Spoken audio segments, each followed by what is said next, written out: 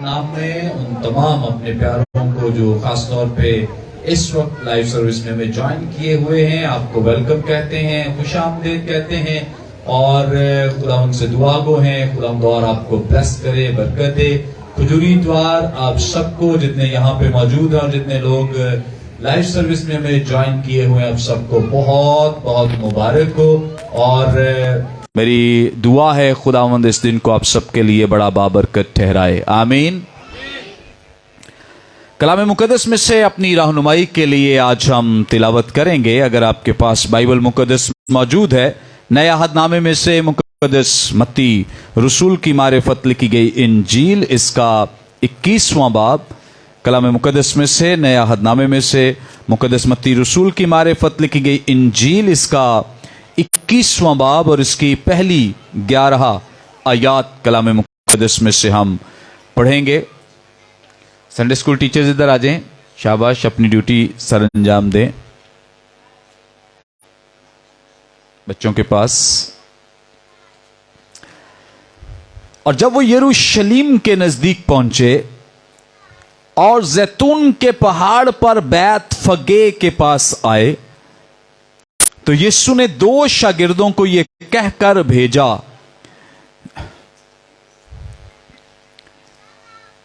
कि अपने सामने के गांव में जाओ, वहां पहुंचते ही एक गधी बंधी हुई और उसके साथ बच्चा पाओगे, उन्हें खोलकर मेरे पास ले आओ। और अगर कोई तुमसे कुछ कहे तो कहना कि खुदावन को इनकी जरूरत है। इन बच्चों को प्लीज, ये सारे बच्चों को इधर बिठाएं नीचे। आप आ जाएं, जो खड़े हैं इन जगहों पे बैठे, खाली जगहों पे। ये इसलिए हुआ कि जो नबी की मारिफत कहा गया था वो पूरा हो कि सयून की बेटी से कहो कि देख तेरा बादशाह तेरे पास आता है, वो हलीम है और गधे पर सवार है, बल्कि लादू के बच्चे पर पस और गधी और बच्चे को लाकर अपने कपड़े उन पर डाले। और वो उन पर बैठ गया। और भीड़ में के अक्सर लोगों ने अपने कपड़े रास्ते में बिछाए और औरों ने दरख्तों से डालियां काट कर राह में फैलाई। मुबारक है वो जो खुदावन के नाम पर आता है, आलमे बाला पर होशाना। और जब वो यरूशलेम में दाखिल हुआ तो सारे शहर में हलचल पड़ गई और खुदावंद यीशु मसीह को बतौर बादशाह यहां वेलकम कहा जा रहा है। खुदावंद यीशु मसीह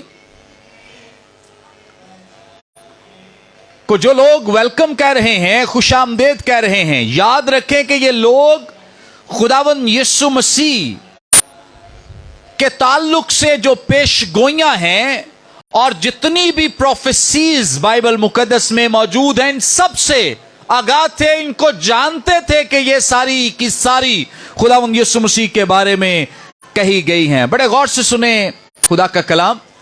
खुदावंद यीशु मसीह के ताल्लुक से ये जानते हैं कि खुदावंद यीशु मसीह की आमद होगी। क्या होगी खुदावंद यीशु मसीह की? ये इस तरह से पूरे नाम से तो आगाह नहीं हैं, ये सिर्फ मसाया को जानते हैं, यानी मसीह को जानते हैं कि मसीह दुनिया में आएगा। कौन आएगा? मसीह दुनिया में आएगा। और जब वो आएगा तो दुनिया में अपनी एक हुकूमत कायम करेगा। क्या करेगा? अपनी एक हुकूमत कायम करेगा और पूरे जाओ जलाल के साथ आएगा। और उसके बाद वो बादशाह होगा और उसके साथ जितने भी इस्राएली लोग हैं ये उसकी रियाया होंगे। और इस्राएलियों में से ही बहुत सारे जो लोग हैं, इनमें से किसी को वजीर बना लिया जाएगा, कोई मुशीर बना दिया जाएगा, तो एक बड़ी बादशाहत जो है ये कायम कर दी जाएगी। ये किस ताल्लुक से सोच रहे हैं? मसीह के बारे में। किसके बारे में सोच रहे हैं?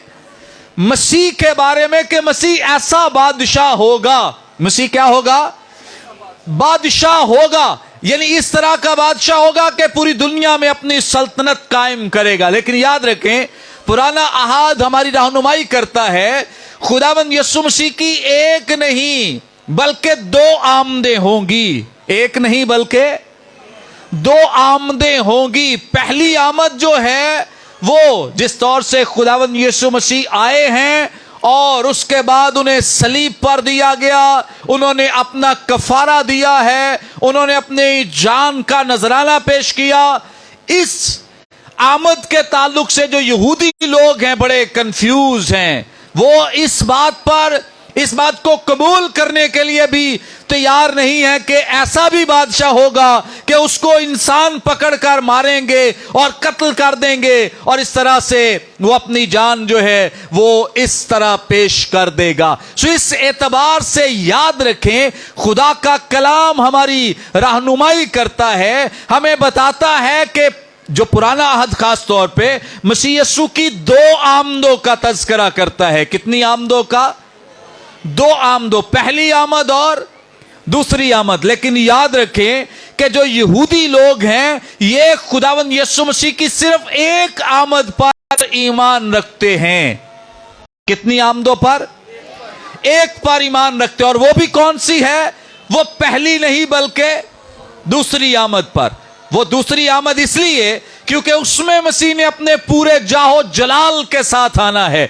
उस आमद के वक्त मसीह की बादशाहत यानी 1000 साला बादशाहत का आगाज होगा और मसीह इस तरह से हलीमी फरोतनी के साथ अपने जस्मानी अपने आप को जो खुदावंद यीशु मसीह ने जो शक्ल इख्तियार की इस तरह से नहीं बल्कि अपनी पूरी कुव्वत के साथ, अपनी पूरी ताकत के साथ, आबोताब के साथ आएगा। उसके हाथ में तलवार होगी और वो उस वक्त दुश्मन यानी इब्लीस का कला कमा करेगा और उसके बाद इब्लीस को बांधा जाएगा। ये सारी बात जो है ये यहूदी इस तरह से मानते हैं, इस तरह से कबूल करते हैं कि जब मसीह आएगा तो इस तरह की बादशाहत कायम करेगा। और इसलिए वो खुदावंद यीशु मसीह के ताल्लुक से बहुत हद तक इसके लिए तैयार हो चुके हैं कि यही वो बादशाह है। एक और वाकया जो उनके जहनों में इस वक्त उन्हें याद आ रहा है, माजी में एक वाकया ऐसा हुआ है कि एक बादशाह जिसका जिक्र हमें तकरीबन 167 कबल अज़ मसीह में इसका जिक्र मिलता है। इंताक्स इसका नाम था और कहा जाता है कि इसने आकर जो यहूदी हैकल है, हैकल के अंदर ज़्यूस देवता के लिए एक खंजीर यानी सूअर की कुर्बानी चढ़ा दी। क्या कर दी? सूअर की। सूअर से यहूदी लोग इंतहाई नफरत करते हैं, इसलिए क्योंकि पुराना अहाद उन्हें तालीम देता है कि सूअर क्या है? हराम है। सूअर क्या है? हराम है। सो इसलिए यहूदी लोग सूअर से नफरत करते, उसे हराम समझते हैं। और एक शख्स आता है अंताक्स नामी और आकर हैकल के अंदर सूअर की कुर्बानी कर देता है। किसकी? सूअर की कुर्बानी चढ़ा देता है। और जो इसके रूम्स हैं यानी हैकल के साथ बहुत सारे कमरे भी हैं, उनको वो बदकारी का अड्डा बना देता है। सो ये समझते हैं कि इस शख्स ने हैकल को नापाक किया है। क्या किया है? हैकल को नापाक किया है। इन्हीं दिनों में यहूदा मकाबी के नाम से एक शख्स उठा है और उसने और उसके साथ बहुत सारे और काहिन जैसे मततिया काहिन का जिक्र मिलता है। इसने हैकल को नापाक किए जाने के 3 साल बाद, कितने सालों के बाद? 3 सालों के बाद तकरीबन 164 कबल अज़ मसीह में, यानी 167 से 3 साल पीछे आए तो 164 कबल अज़ मसीह में इसने क्या किया है कि जबरन इस शख्स को जो कुर्बानी चढ़ा रहा था इसको जबरन हैकल के अंदर कत्ल कर दिया और उसके बाद हैकल का हैकल के अंदर जो ज्यूस देवता का मजबा बनाया गया था, इस मजबा को उसने ढा दिया और हैकल को पाक किया। अब यहूदी लोग इस याद में एक ईद मनाते हैं और इसे ईद तजदीद का नाम दिया जाता है। ईद तजदीद के नाम पर इसे जाना, यानी इस दिन यहूदी इस दिन को सेलिब्रेट करते हैं, खुशी मनाते हैं। और जब खुशी मनाते हैं तो इसी तरह से खजूर की डालियां, इसी तरह से होशाना के नारे, इसी तरह से मकाबी का लोगों ने इस्तकबाल किया, सेलिब्रेट करते और इस खुशी को मनाते। और आज जब यहूदियों के नजदीक खुदावंद यीशु मसीह उन्हें नजर आ रहे हैं कि एक ऐसा शख्स जिसने लाजर को मुर्दों में से क्या कर दिया है, जिंदा कर दिया है, वो समझते हैं कि एक ऐसा शख्स जिसने मौत को शिकस्त दे दी है। किसको शिकस्त दे दी है? मौत को शिकस्त दे दी है। वो समझते हैं कि ये तो मत्तिया काहिन से भी बड़ा है, ये तो उस शख्स से भी ज्यादा बड़ा है जिसने हैकल में सिर्फ एक शख्स को कत्ल किया था।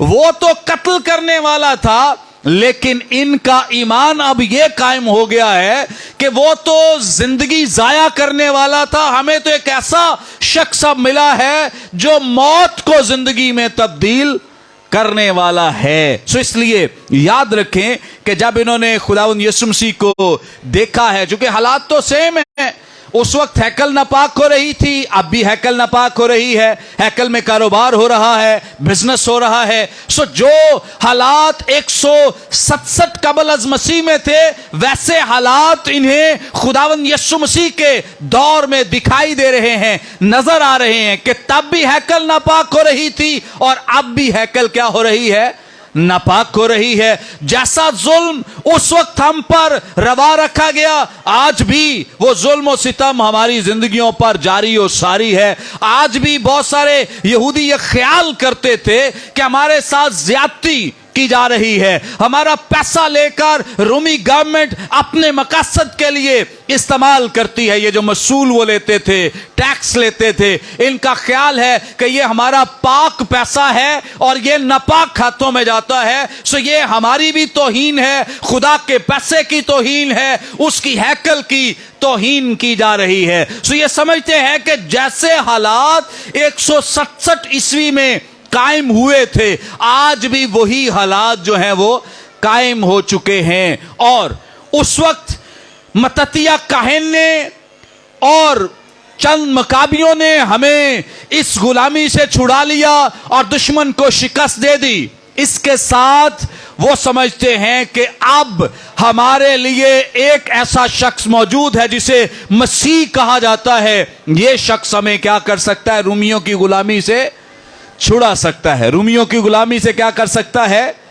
छुड़ा सकता है। इसलिए वो आए हैं, डालियां बचा रहे हैं। खजूर की डालियां फतेह याबी को चूंकि जाहिर करती हैं और रास्ते में कपड़े बिछाना अदब एहतराम को जाहिर करता है कि किस एहतराम के साथ वो खुदावंद यीशु मसीह को वेलकम कह रहे, फिर नारे लगा रहे हैं होशाना, जिसका मतलब क्या है कि हमें निजात दे, हमें क्या कर दे? निजात दे। याद रखें कि ये निजात जो वो मांग रहे थे, यानी होशना के नारे जो लगा रहे थे, तो ये वो निजात है जो जस्मानी निजात है। यानी वो चाहते हैं कि इस गुलामी से हमें निजात दिला, लेकिन उस रूहानी आजादी के लिए बिल्कुल भी ये नारे नहीं लगा रहे हैं। इसीलिए याद रखें, ये सारी चीजें तो वो मानते हैं, लेकिन एक बात उनकी समझ में नहीं आ रही है जो हमें यहां पे मुकद्दस मत्ती रसूल भी बयान कर रहे हैं। अगर आप मेरे साथ देखना चाहें ज़करिया नबी का सहीफा पुराने अहद नामे में से, तो मेरे साथ देख सकते हैं इसका 9वां बाब और इसकी 9वीं और 10वीं 2 आयात हम पढ़ेंगे। लिखा है, ये मुस्तकबिल का बादशाह, देखिए ऊपर टाइटल भी आपको इसका नजर आएगा, मुस्तकबिल का बादशाह। यहां पर लिखा है, ए बिनते सयून तू निहायत क्या हो? शादमान हो। क्या हो?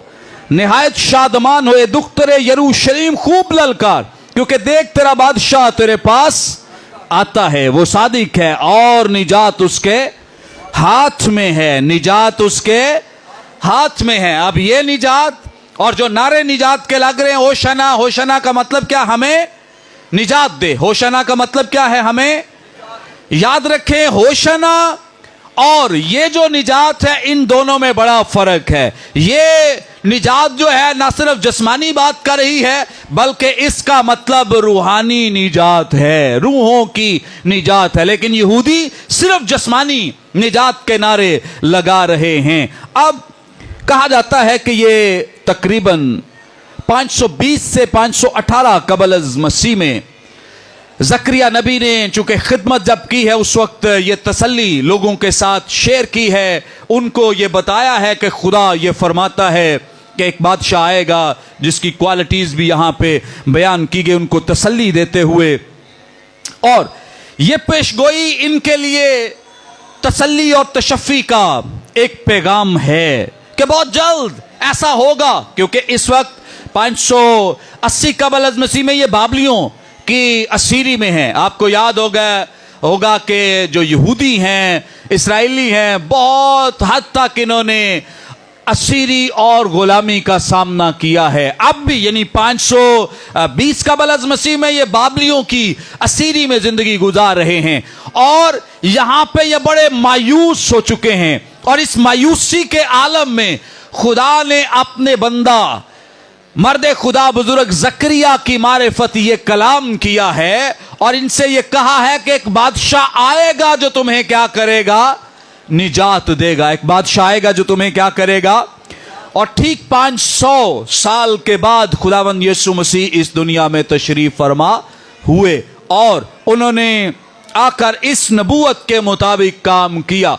अब नबूवत क्या कह रही है? नवी आयत में लिखा है, ए बिन्नते सयून। क्या लिखा है? ए बिन्नते।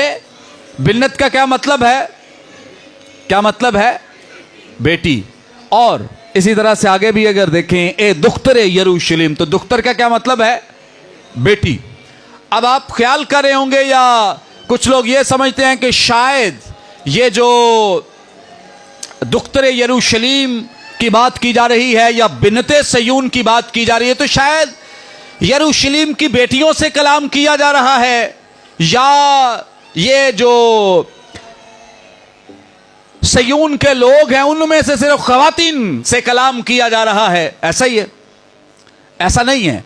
याद रखें कि ये एक इस्तिलाह है जो बाइबल मुकद्दस में बहुत दफा इस्तेमाल हुई है। एक दफा नहीं, दो दफा नहीं, बल्कि मुतअद्दिद बार इस टर्म को, इस इस्तिलाह को इस्तेमाल किया गया। और जब भी यह बात की जाती है बिन्नते सयून या यह बात की जाती है दुख्तरे यरूशलेम, तो इससे मुराद खवातीन नहीं, इससे मुराद सिर्फ बेटियां नहीं, इससे मुराद सिर्फ कौम का एक हिस्सा नहीं, बल्कि याद रखें इससे मुराद जो है ये पूरी कौम है। क्या है इससे मुराद? पूरी कौम है। यानी पूरी कौम से ये कलाम किया जा रहा है, तमाम लोगों से, इसमें मर्द, खवातीन, बच्चे सब शामिल हैं, उन सब से ये कलाम किया जा रहा है। और क्या कहा जा रहा है? ए बिन्नते सयून और ए दुख्तरे यरूशलेम। और इसके बाद खास तौर पे लिखा गया है, ए बिन्नते सयून तू क्या हो? निहायत शादमान हो। ए दुख्तरे यरूशलेम तू खूब क्या कर? ललकार। अगला हिस्सा यह बयान करता है, क्योंकि देख तेरा बादशाह तेरे पास आता है। ये जो क्लॉज इस्तेमाल किया गया है इब्रानी मतन में, उर्दू में बड़ा वाज़े क्लियर है कि ये कॉजल या किसी चीज की वजह को बयान कर रहा है कि क्यों तू शादमान हो, क्योंकि तेरा बादशाह आता है। क्यों तू खूब ललकार? क्योंकि तेरा बादशाह आता है। सो ललकार। और इसी तरह से जो शादमानी या खुशी की बात है, वो इसलिए खुदा का कलाम कह रहा है कि इसलिए शादमान हो, इसलिए खूब ललकार, क्योंकि क्या आ रहा है? तेरा बादशाह आ रहा है। तेरा बादशाह आ रहा है, इसलिए तू क्या कर? शादमान हो, खुश हो और खुशी से गीत गा, ललकार और खूब ललकार, क्योंकि तेरा बादशाह अब आ रहा है। हालेलुया। सो इसलिए अब ये पेशगोई, ये नबूवत और ये प्रोफेसी जो है ये खुदा के लोगों से की जा रही है कि तुम परेशान ना हो। अब तो तुम दुख उठा रहे हो, तकलीफों में से गुजर रहे हो, तुम्हारे ऊपर जुल्म और सितम ढाया जा रहा है, हैकल को नापाक किया जा रहा है, सारी ज्यादतियां तुम्हारे साथ की जा रही हैं, लेकिन याद रखो कि तुम्हारा बादशाह आएगा और क्या करेगा? तुम्हें निजात देगा। बादशाह आएगा और तुम्हें क्या करेगा? निजात देगा। सो इस शादमानी का ताल्लुक किसके साथ है? खुदावंद यीशु मसीह के साथ, यानी आने वाला जो मुस्तकबिल का बादशाह है उसके साथ इस शादमानी, क्योंकि बड़ा क्लियर और वाजे यहां लिखा भी है, ए बिनते सयून तू क्या हो? निहायत शादमान हो, खुश हो। और दूसरी बात क्या लिखी है? दुख्तरे यरूशलेम खूब ललकार। वजह क्या है तेरी ललकार की? वजह क्या है तेरी शादमानी की? क्योंकि तेरा बादशाह तेरे पास आता है। हालेलुया। आज शादमानी की वजह यह है कि तेरा बादशाह तेरे पास। ये 520 कबल अज़ मसीह में खुदावंद यीशु मसीह के आने से 520 साल पहले यह कलाम किया गया है कि तेरा बादशाह आता है, इसलिए तू शादमान हो।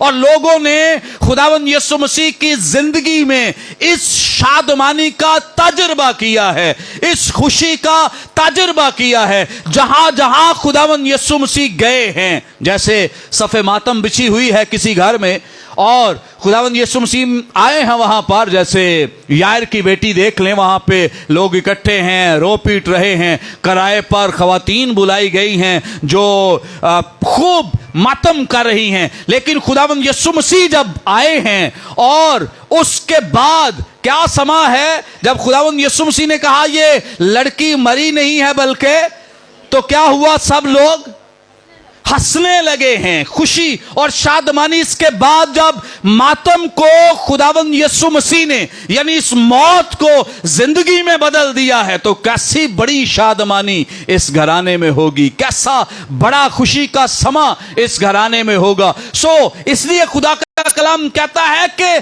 तेरा बादशाह आता है, तू क्या कर? शादमान हो। क्या हो तू? शादमान हो। इसके अलावा जितने मिरेकल्स, मौजज़ात खुदावंद यीशु मसीह ने किए हैं, अब सोचें जो लोग इस तरह की डिजीज़ में, इस तरह की बीमारियों में, इस तरह की मुश्किलात में मुब्तला थे कि जिनका इलाज दुनिया में नहीं, और जो मायूस हो चुके और जो हर तरह से अपनी उम्मीद खो चुके, होपलेस हो चुके थे कि अब कुछ नहीं होने वाला, उनकी जिंदगियों में खुदावंद यीशु मसीह जलाली काम कर दें कि कोड़ जैसे मर्ज से लोगों को शिफा बख्श दें। जिस खातून के 12 बरस से खून जारी है उसका इलाज कर दें। फालज जिसका इलाज दुनिया में नहीं था, उस मफलूज को उसके कदमों पे खड़ा कर दें। अंधे का जो जन्म का अंधा जिसका इलाज दुनिया में नहीं है उसको आंखें दे दें। तो क्या इनके घरानों में शादमानी नहीं?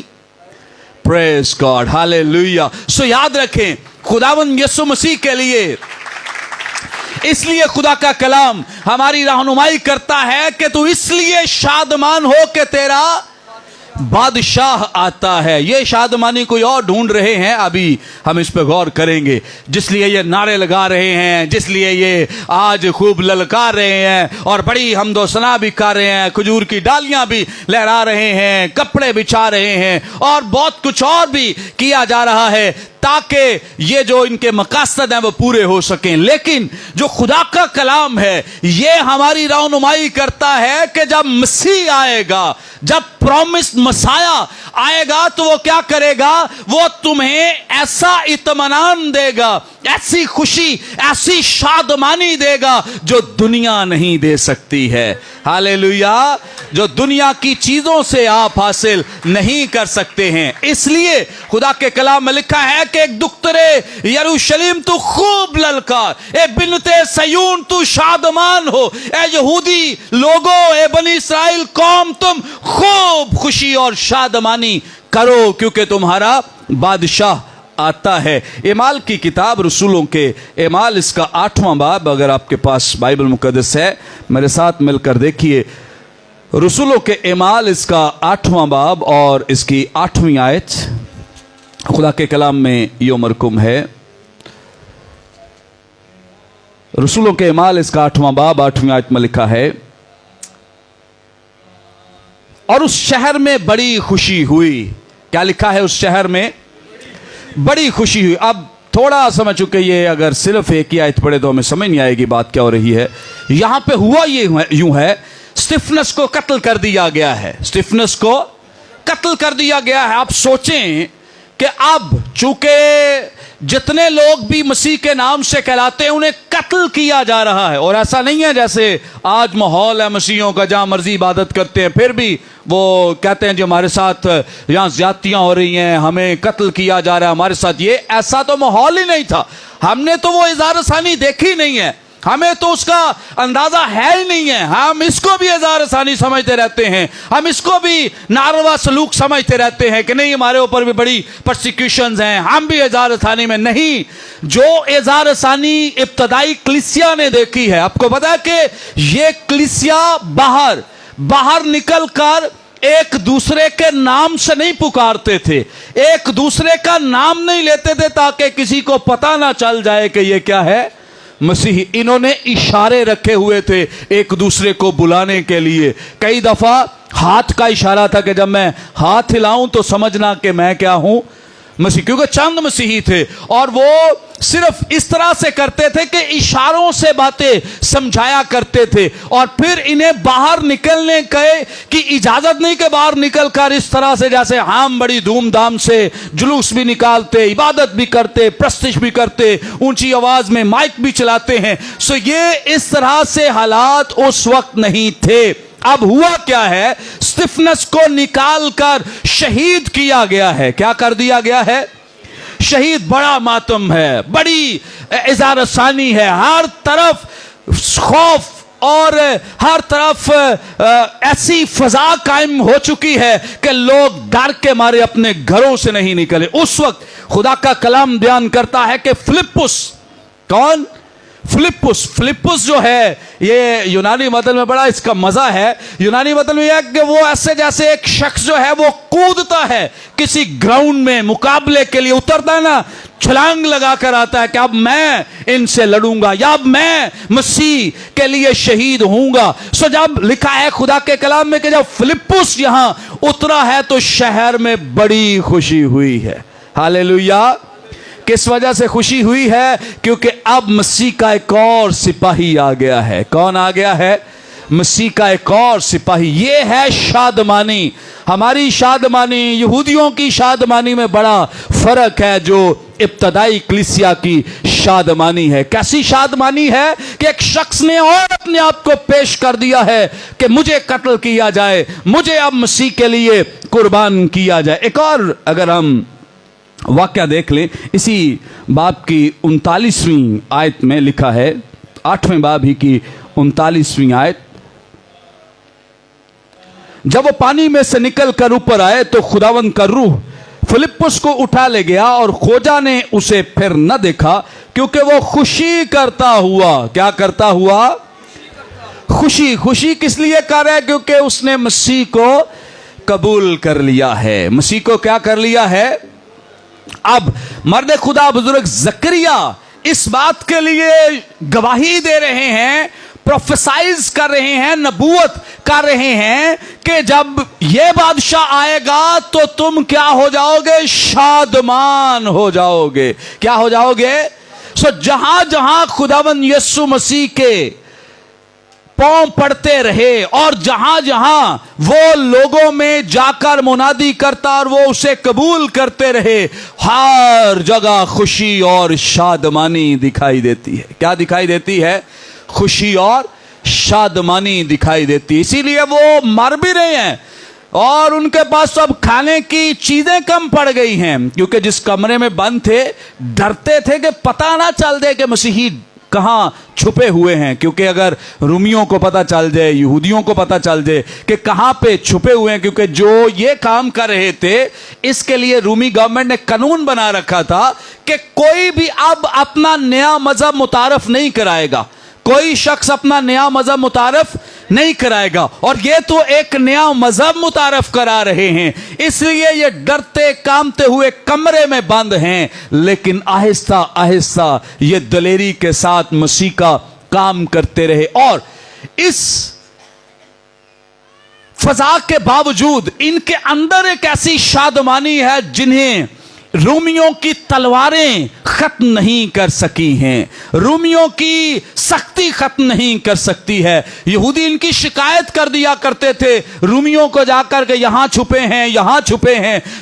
ये सारी सख्तियां भी इब्तदाई कलीसिया की शादमानी और खुशी को खत्म नहीं कर सकी हैं। आज भी ऐसा ही है। जो लोग मसीह पर ईमान रखते हैं और मसीह को अपनी जिंदगी में लिए हुए हैं, उन्हें कोई फर्क नहीं पड़ता उनके घर खाने के लिए नहीं है, उनके पास पैसे नहीं है, उनके अंदर फिर भी ऐसी शादमानी और खुशी और इत्मीनान है जैसे उन्हें लगता है कि सारी दुनिया ही हमारी है, ये सब कुछ ही हमारा है, क्योंकि ये सब कुछ हमारे खुदावंद का है। हालेलुया।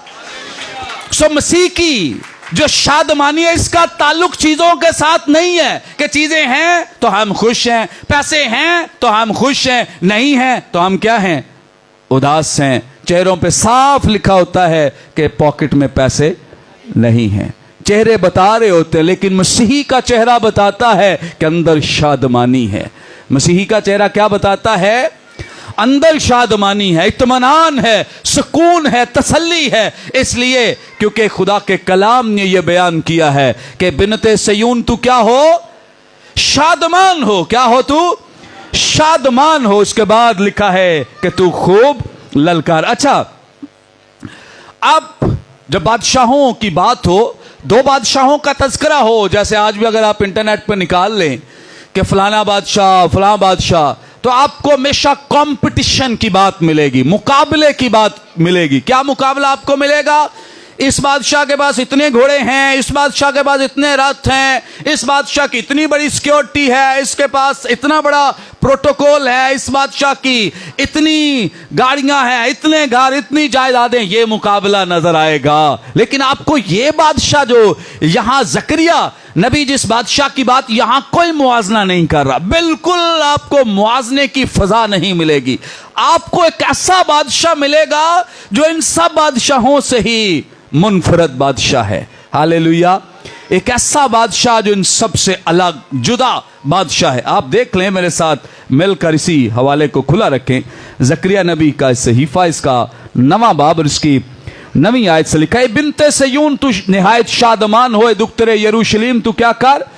खूब ललकार, क्योंकि देख तेरा बादशाह तेरे पास आता है। वो क्या है? पहली बात सादिक है। वो क्या है?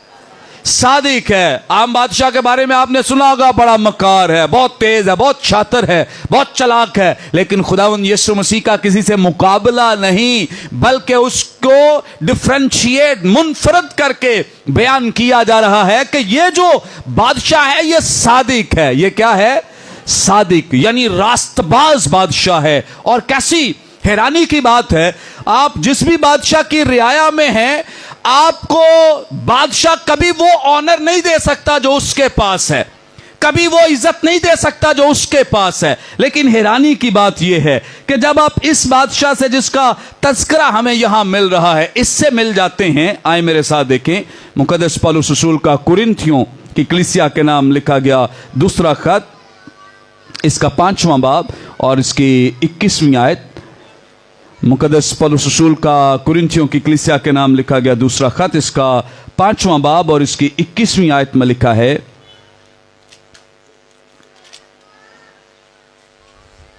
जो गुनाह से वाकिफ न था उसी को उसने हमारे वास्ते गुनाह ठहराया, ताकि हम उसमें होकर खुदा की रास्तबाजी हो जाएं। क्या हो जाएं हम? रास्तबाजी, यानी खुदा की रास्तबाजी। मसीह की क्वालिटी क्या है कि वो क्या है? रास्तबाज, सादिक, सच्चा बादशाह है। और इस बादशाह की क्वालिटी ये है कि ये अपने मानने वालों यानी अपनी रियाया को, अपने फॉलोअर्स को, अपने पैरोकारों को वो दर्जा देता है और वो मकाम देता है, वो इज्जत देता है जो इसके पास है। हालेलुया। आप कितने इधर टेलीविजन पे भी देखते हैं, बड़े बड़े जो लीडर्स हैं उनके पास जब कोई जाता है तो वो दूर बिठाते हैं, कभी उस चेयर पे या साथ वाली चेयर पे बिठाया कभी किसी शख्स ने, लीडर ने, हालांकि ये बादशाह भी नहीं है, लेकिन इसके बावजूद ये ऐसा नहीं करते। लेकिन मसीह की क्वालिटी ये है, मसीह की सिफत ये है और मसीह की इनफरादियत ये है कि ये ऐसा बादशाह है जो ऑनर इसके पास है, जो इस्तेहकाक इसके पास है और जो इज्जत अफजाई इसके पास है, जो इसे कलाम ने अता की है, वो सारी की सारी इज्जत अफजाई किनको देता है?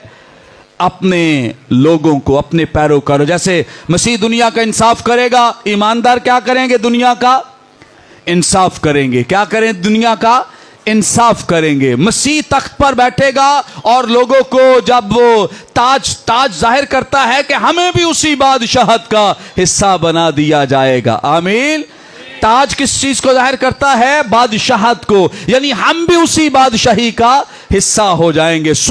मुकद्दस पौलुस बयान करते हैं कि जो मसीह का है वो हमें अता किया गया और हमें मसीह के हम मीरास बनाया गया है। क्या कहा गया है? कि हम मसीह के हम मीरास, यानी जो मसीह का है वो ये ऐसा बादशाह है। इसलिए यहां पर लिखा है, खुदा का कलाम बयान करता है कि बादशाह कैसा है? सादिक है। क्या है? सादिक है। फिर उसके बाद लिखा है कि निजात उसके हाथ में है। निजात उसके हाथ में। बादशाहों के ताल्लुक से हम पढ़ते हैं तलवार उसके हाथ में, लेकिन यह बादशाह कैसा है? कि निजात। और मैंने पहले बयान किया है कि यह जिस्मानी चीजों की बात नहीं है, यह रूहानी निजात यानी रूहों की निजात की बात की जा रही है। आगे बढ़ेंगे। लिखा है वो हलीम है। वो क्या है?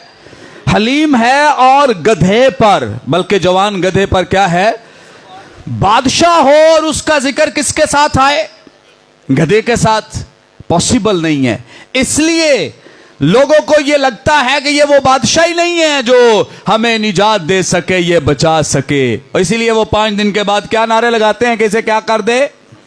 मसलूब कर दे, सलीब दे दे, क्योंकि ये वो नहीं है जो हम समझते थे कि ये हमें निजात देगा, बचाएगा। ये तो खुद बेचारा फंस गया है, ये तो खुद इसे पकड़ लिया गया, इसने हमें क्या निजात देनी है? यीशु मसीह के बारे में ये सोच रहे हैं। ऐसे बहुत सारे लोग मसीह को वैसा देखना चाहते हैं जैसे हमारी सोच है या जैसा हम चाहते हैं। मुझे इस चीज की जरूरत है, मसीह दे दे, अगर नहीं दी तो ये कैसा मसीह है? मुझे इस चीज की जरूरत है, नहीं मिली तो चर्च नहीं आएंगे, बाइबल नहीं पढ़ेंगे, दुआ नहीं करेंगे। इसलिए क्योंकि मसीह मेरी सोच जैसा नहीं बना है या जैसा मैं चाहता हूं वैसा मसीह मुझे नहीं मिला है। इसलिए इसे क्या कर दे? तू मसलूब कर दे, इसे चढ़ा दो सलीब, क्योंकि ये वो काम करने वाला नहीं है। तो इसलिए खुदा का कलाम यहां बयान करता है कि वो क्या है? हलीम है। वो क्या है? हलीम है। और किस पर सवार है? गधे पर। घोड़ों का जिक्र नहीं, क्योंकि मैंने बयान किया कि ये मुआजना नहीं है। मुआजना होता तो क्या जिक्र होता कि वो घोड़ों पर, रथों पर सवार है, उसके आगे पीछे प्रोटोकॉल है, गाड़ियां हैं और बड़ी एजेंसी उसके साथ काम कर रही हैं। लेकिन ये ऐसा बादशाह नहीं है। ये तो बादशाह आया है रूहों को बचाने के लिए, ये तो आया है रूहों को निजात देने के लिए, ये तो आया हमेशा की जिंदगी देने के लिए, ये तो आया है हमेशा का आराम और सुकून देने के लिए। सो याद रखें, आगे खुदा का कलाम हमारी रहनुमाई करता है, और मैं इफ्राइम से रथ और यरूशलेम से घोड़े क्या करूंगा? काट डालूंगा। घोड़े चूंकि जंग को ही जाहिर करते हैं, लड़ाई झगड़े को, क्या कहता है कि मैं उनको क्या करूंगा? काट डालूंगा। यहां यशायाह नबी के सहीफे की एक और नबूवत की तकमील भी हमें नजर आती है, जहां सलामती का उसे शाहजादा कहा गया है। क्या कहा गया? उसे सलामती का शाहजादा कहा गया है। इसलिए लिखा है, और मैं इफ्राइम से रथ और यरूशलेम से घोड़े काट डालूंगा, जंगी कमान तोड़ डाली जाएगी और कौमों को सुलह का मुय्यदा देगा, और उसकी सल्तनत समुंदर से समुंदर तक और दरियाए फरात से इंतहाए जमीन तक होगी। इसकी कंप्लीशन, इसकी जो कामलियत है वो आपको आज नजर आती है। कहता है दरियाए फरात से लेकर जमीन की इंतहा तक लोगों का इख्तियार होता है चंद हलकों तक, चंद एकड़ मुरब्बों पर और चंद मुमालक तक उनका इख्तियार शायद हो सकता है, लेकिन मसीह की एक्सेस क्या है? दरियाए फरात से लेकर जमीन की इंतहा, यानी एक कोने से लेकर दूसरे कोने तक। इसीलिए अगर आप इस वक्त भी गूगल करें 2.3 बिलियन लोग मसीह को कबूल किए हुए हैं। हालेलुया, जो दुनिया में सबसे बड़ी तादाद है।